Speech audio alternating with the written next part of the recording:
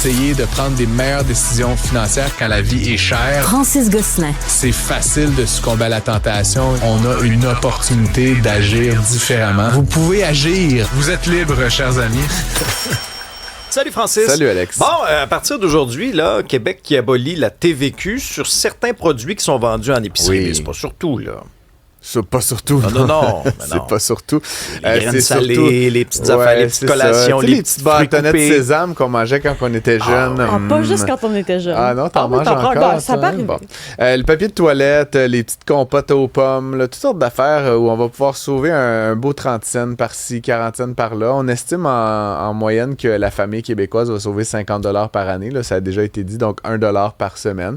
Ceux qui sont vraiment très stratèges, peut-être qu'ils peuvent monter ça à un 2 ou un 3 $ par semaine. Moi, je vous propose qu'on tue la une pour les 10 prochains jours de tous les médias québécois pour parler de la pièce par semaine que les Québécois vont sauver. Tu sais, je veux pas être cynique, mais encore une fois, c'est la preuve qu'on a, on a les élus qu'on peut ou les élus qu'on mérite, mais puis j'ai rien contre faire sauver une pièce au monde, là, tu sais, loin de moi l'idée d'être insensible au sort de ceux qui sont à 1 $ près, mais l'inflation alimentaire depuis quelques années est complètement indécente. On voit des produits qui ont doublé de prix carrément. La moyenne, je pense, est autour de 40% au cours des 5 dernières années.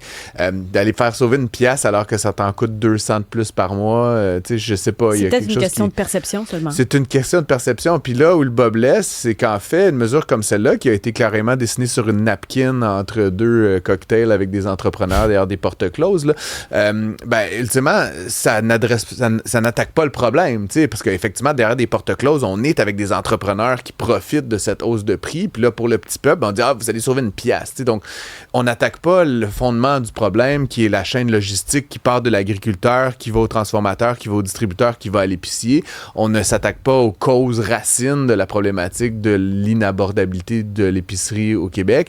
Et donc, ce faisant, on envoie des nananes en disant « Votez pour moi, je vais vous envoyer d'autres nananes. » J'ai l'impression que ça renforce le cynisme. Puis j'étais à LCN il y a quelques minutes, puis il y a eu un petit vox pop là, par notre collègue Andy. Les gens ne sont pas dupes de cette mesure-là, malheureusement. Puis je veux dire, la chose qui est le pire là-dedans, c'est que prenons par exemple, je sais pas, un papier de toilette là, un ensemble là, qui se vendrait comme 15 ou 20 $, là où il y a peut-être effectivement une aubaine sur le 10% de TVQ qu'on ne paiera plus, mais à quelle fréquence tu achètes un paquet de 20 rouleaux? Je veux dire, à un moment donné, ça dépend si on a pogné là, la bactérie qui vient des États-Unis. Le montant de TVQ épargné de 2 $, quelque chose explosé il chez est vous? Important, mais il est une fois par trimestre peut-être. Ultimement, ça ne change pas grand-chose. Toi, tu dois avoir un bidet de toute façon. Non, j'ai pas de bidet. On pourra parler de caca une autre fois, mais mon point, c'est que le 2 $ que tu vas économiser, le risque aussi, c'est qu'en fait, l'épicier, voyant cette aubaine que le Québec te donne, ils se disent, c'était 20 plus taxes, maintenant, donc 22, maintenant c'est 20. Mettons que je vendais ça 21, le gars, il l'achèterait-tu quand même, tu penses? Et donc, tu crains une hausse de prix. C'est certain, puis c'est ce qu'on voit partout, quand l'État unilatéralement et de manière totalement décousue vient nous enlever une taxe aléatoire, que font les principaux intéressés, c'est-à-dire les épiciers, les distributeurs et les détaillants?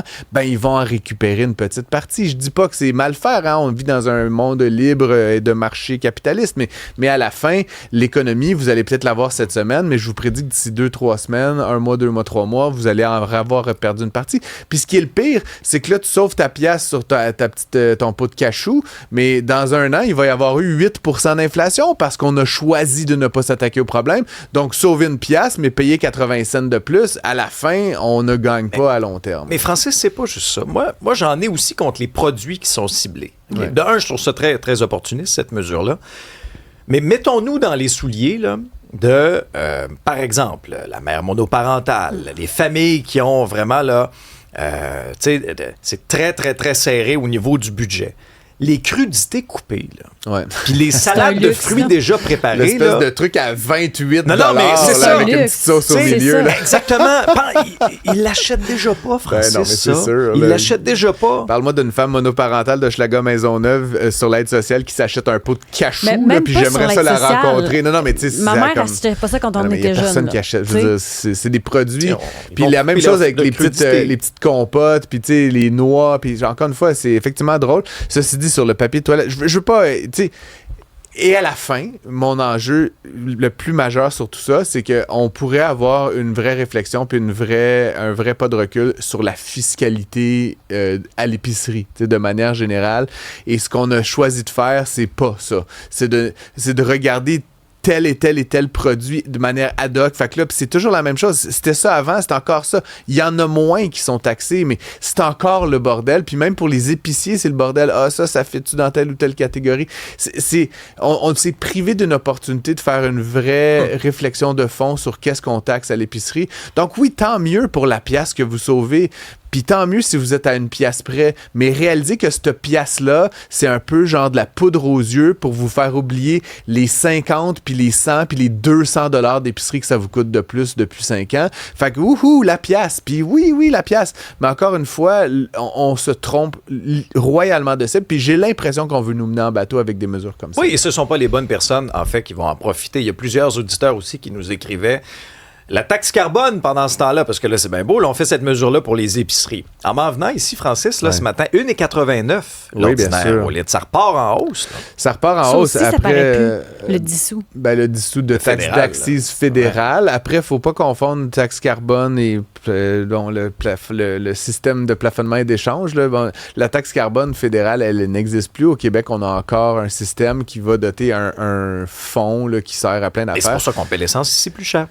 Plus cher. Moi, j'ai dit, là, puis bon, on peut s'engouffrer là-dedans si ça vous tente. La taxe carbone, j'ai toujours trouvé que c'était une excellente mesure au niveau fédéral. Pourquoi? Parce qu'on disait, le Canadien moyen, il dépense, mettons, je sais pas, 5 000 $ de gaz par année.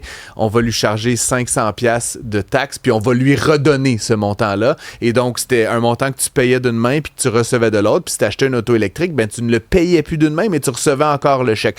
Tous les économistes vous diront, c'est pas mal la meilleure façon de gérer la tarification carbone. Le système au Québec, tu sais, autant je suis pour qu'on réduise notre dépendance au pétrole, il est un peu bizarre. Tu payes d'une main, puis ça tombe dans une espèce de fonds consolidé auquel tu n'auras jamais accès, qui est un peu vaseux, qui est un peu mal géré. Donc, effectivement, on se sent lésé. Je réitère que je suis assez favorable à ces mesures-là, mais la taxe carbone fédérale était une bien meilleure mesure que le système provincial. Et malheureusement, on a perdu la bonne mesure, puis on a gardé la mauvaise. Donc, effectivement, je peux compatir avec les Québécois qui sont un petit peu hostiles à ça. Ceci dit, vous interviewez Éric Duhem tout à l'heure, là, je suis toujours intéressé de l'entendre sur plein de sujets, mais ce que je considère encore, puis ces gens-là qui sont bien contre la taxe carbone et tout, c'est quoi la mesure que la droite puis les conservateurs ont pour lutter contre les changements climatiques? C'est-tu le déni? Parce que si c'est ça, je suis pas d'accord. Il faut mettre en place des choses. Proposez-moi n'importe quoi. Moi, je pense que la taxe carbone fédérale, c'était une bonne idée. Prendre d'une main et redonner l'autre. Ça semble être que la seule alternative, c'est rien. Puis je trouve que rien, c'est pas une proposition pour lutter contre cet enjeu-là. Donc, encore une fois, tu m'emmènes hors de mon sujet d'épicerie, Alex. Oui, ça me fait plaisir, j'aime ça. Mais je voulais juste quand même dire que je suis encore en attente d'une proposition. Puis c'est vrai autant au fédéral qu'au provincial. C'est comme si la lutte au changement climatique, puis c'est comme si l'arrêt de la dépendance au pétrole, c'était comme un non-enjeu. Mais c'est un enjeu là, pour beaucoup de la population, qu'il y ait des autos électriques ou non. C'est un véritable enjeu. On veut sortir de cette logique-là. Et il faut proposer quelque chose. C'est une chose de dire on va enlever des taxes. Il faut encore une fois avoir d'autres mesures pour pallier. Tu vois, c'est comme ta cravate aujourd'hui à fleurs multicolores. Moi, je profite de toutes tes palettes de couleurs pendant que j'étais avec moi, Francis. Je t'amène sur un autre dossier qui est important puis qui va rebondir dans la prochaine campagne électorale, l'itinérance. Oui. Il y a eu cette rencontre hier entre Pauline Marois, Christine Fréchette. On avait Pauline Marois un peu plus tôt à l'émission. On l'a senti très, très investie aussi par cet enjeu-là. Oui, écoute, puis je salue son engagement. Elle n'a plus à le faire. Là.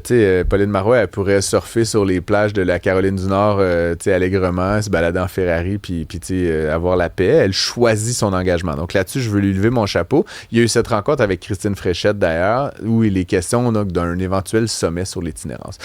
Maintenant, je suis évidemment comme tous les Québécois, Montréalais, soucieux qu'on tente de régler ce problème-là de l'itinérance.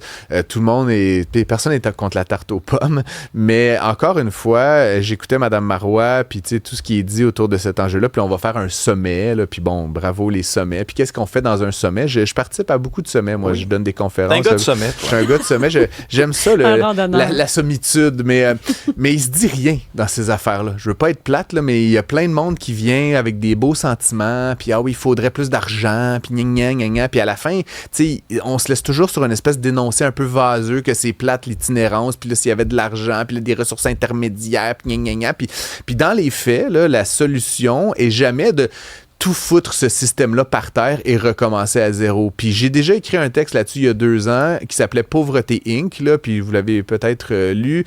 Je l'ai encadré. C'est un...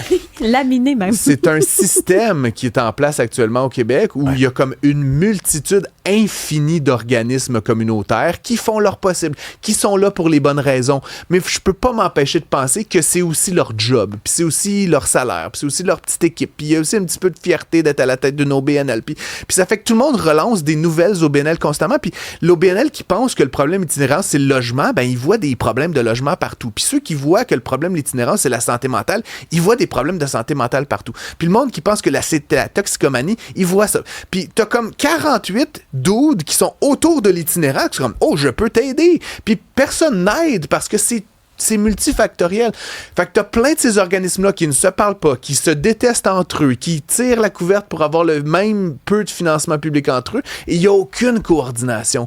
Donc, ultimement, de faire un sommet où on va dire les bons sentiments, puis que tous les organismes communautaires vont dire « Ah, c'est plate, puis si on pouvait faire plus de ci, puis plus de ça », puis continuer à saupoudrer plein d'argent sur plein de monde dont c'est la business de faire de la lutte à l'itinérance, ça va rien changer. La preuve, ça va de pire en pire, malgré de plus en plus de ressources, malgré de plus en plus d'efforts, malgré de plus en plus de sommets. Donc, j'ai comme le sentiment qu'il y a une partie de cette industrie-là qui aime le statu quo, puis que sa solution, qui est à toujours plus d'argent, ne va pas amener moins d'itinérance ou plus de bien-être pour ces individus-là. On s'y prend mal, puis on refuse d'attaquer le problème à sa source, qui est la structure avec laquelle on approche le problème de l'itinérance. Merci Francis, on t'écoute à midi avec Isabelle.